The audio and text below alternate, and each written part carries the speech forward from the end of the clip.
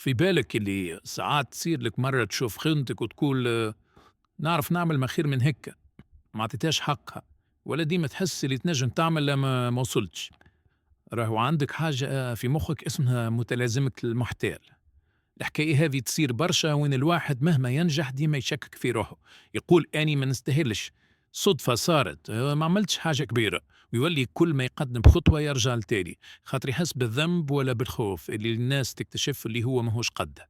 والغريبة المتلازمة هذه تصير أكثر للناس اللي فعليا ناجحين ومجتهدين، خاطرهم ديما يحبوا يعطيوا أكثر وما يرضاوش بالساهل، فيبقوا يشكوا في رواحهم، والمخ يزيد يصعبها عليهم، يخزن فشل أكثر من النجاح ويخليك تتفكر كل غلطة وتنسى كل حاجة عملتها صحيحة.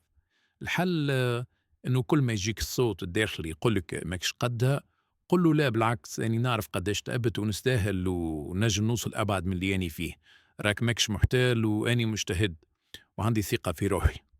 في بالك